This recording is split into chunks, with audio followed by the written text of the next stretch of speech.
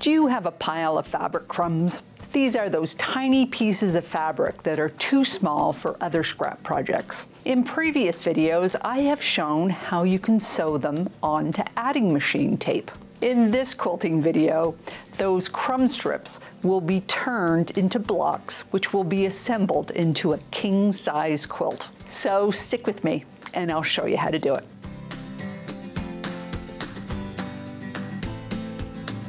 Hi, I'm Karen Brown of Just Get It Done Quilts. I give you tips, tricks, and strategies to help you make the quilt that you want to make.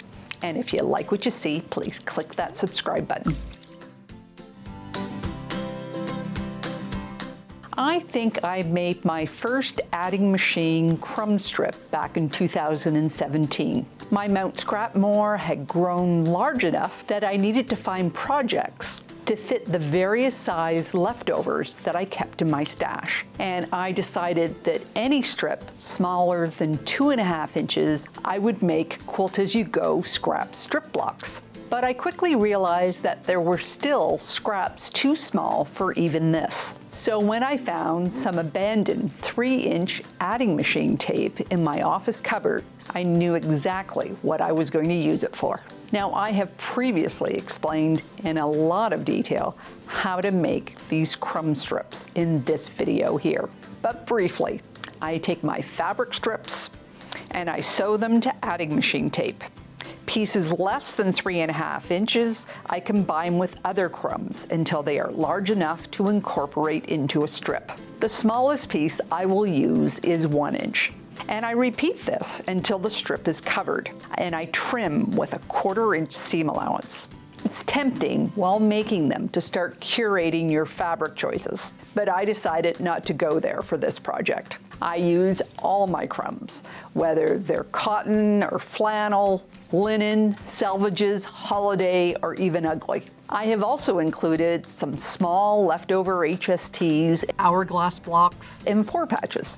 Truly, I only have 2 rules. One is to use any fabric only once in each strip. And the second one is I don't use any solid fabrics. I have another project where I use those.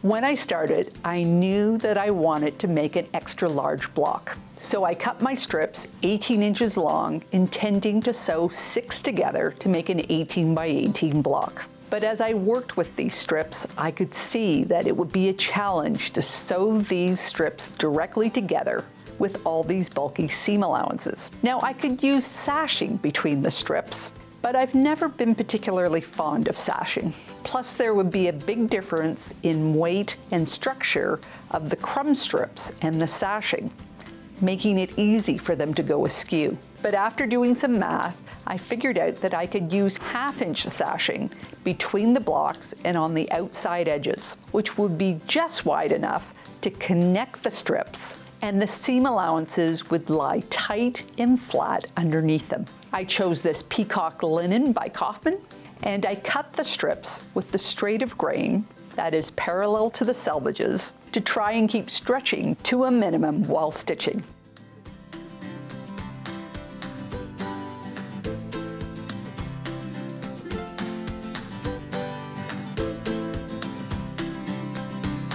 I wanted to put my blocks on point, and that would surprise no one that knows me because this layout always works better for me. I am wanting to make it large enough to fit my king mattress. From my mattress sizes video, if I look at the free handout on quilt sizes for a king, I need at least 100 inches in width. Then, if I go to my quilt block sizes spreadsheet from my Keep It Simple video and go to the one for on-point blocks, go to the 18-inch block page, it shows me that 25 blocks will give me a quilt 102 inches by 102 inches, which means that I need 125 strips. I made 100 strips, which made 20 blocks.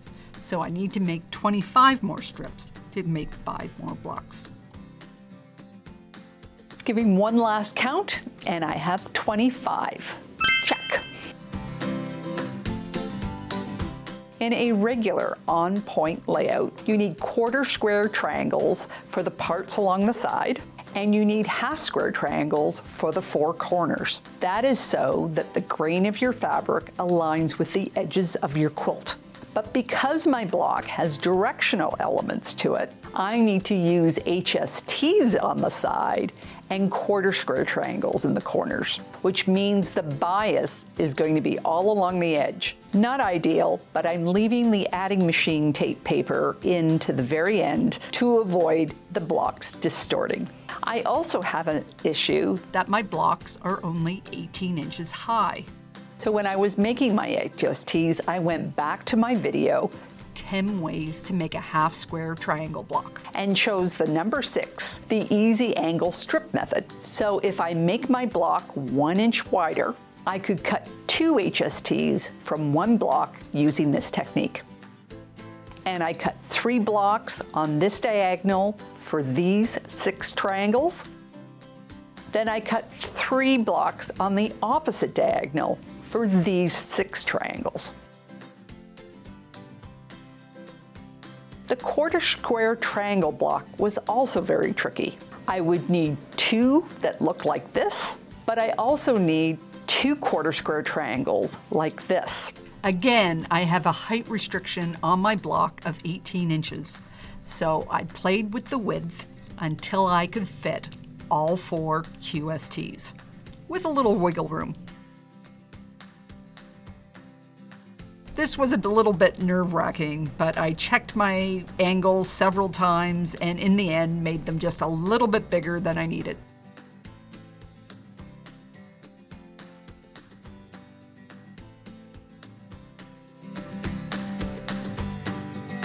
As with so many quilts that are made over a span of many years, the quality control of my strip and blocks varied considerably. I used many different colors of thread, there are many different stitch lengths, and some needed a good trim. And a couple of times I had to get out my stitch ripper, as the edges of some blocks were just too jagged and they had to be re-sewn. Other than the blocks being heavy, the assembly was pretty straightforward. I started in one corner and worked towards the center, and not surprisingly, I needed a lot of clips and a couple of magnets to keep everything in place. Eventually, I hit the limit of my design wall, and I had to use my bed to lay out the whole top. And even though this is filled with scraps, I took just as much care as any other quilt by pressing every seam so that the top would lie flat. Now, the only thing left to do with the top is to remove all the adding machine tape. I have found this plastic stiletto the best tool for tearing off paper. The tip is sharp enough to grab the paper, but not enough to damage the fabric underneath. I thought that this step would take forever, but it was actually fairly easy as there were no funny angles or overlaps with the paper. I just put on an audio book and ripped away. Now the top is finished, I understand how big it is. It is 102 by 102 inches. I chose a wide back for this project because 1, I didn't have any scraps left over to make an afterquilt with. It was already made from scraps. And 2, with all the seams in the top, I just thought this would be the easier way. However, you know that when you're long arming your quilt, your backing needs to be 8 inches bigger than your top. My backing is 108 inches wide, which didn't give me a lot of wiggle room. So I sewed a 10-inch strip of odd fabric to the top and the bottom so that I didn't lose any of my good wide backing on the take-up roller. Not only am I at the limit of my wide backing, I'm also at the limit of my long arm, and I'm also at the limit of my batting. At one point, I was actually thinking of double batting this quilt, but I realized it's already heavy enough. I also want to long arm a pretty tight pattern because of all the small pieces in the top. I thought about free motion quilting, but I finally went with some straight lines because I thought it worked better with the print on the back. I also thought that I could manage it better because I was at the limit on both sides of my long arm. I'm trying to be more consistent with my spacing in this technique, and I use my little dude to help guide me. Now, I know there's quilters out there that have this technique down to the micron, but I am still struggling, partially because this is a really boring technique. And then I realized it was silly for me to be worried about spacing when the rest of this quilt was so scrappy. I tried out a number of different colors and patterns for the binding, but I really felt this needed a thick, dark binding to frame it.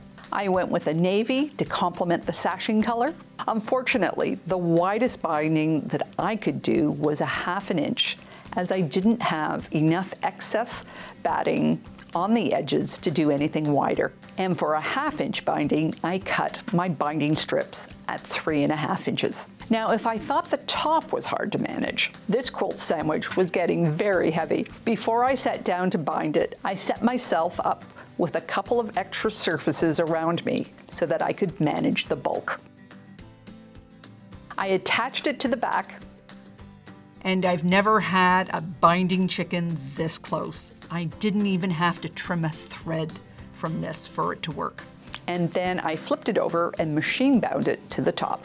Now it just needs a label. This quilt grew organically from my Mount Scrapmore, and every project that I have made in the last 15 years has a spot in this quilt. And it also contains scraps from friends and classmates. Some fabrics were purchased on shop hops, vacation, some came in prizes, and for some of the fabrics, this is the end of the road. Having been used to make quilts or bags or after quilts, their leftovers were used to make scrap sampler blocks and scrap strip blocks, and these crumbs are all that remains.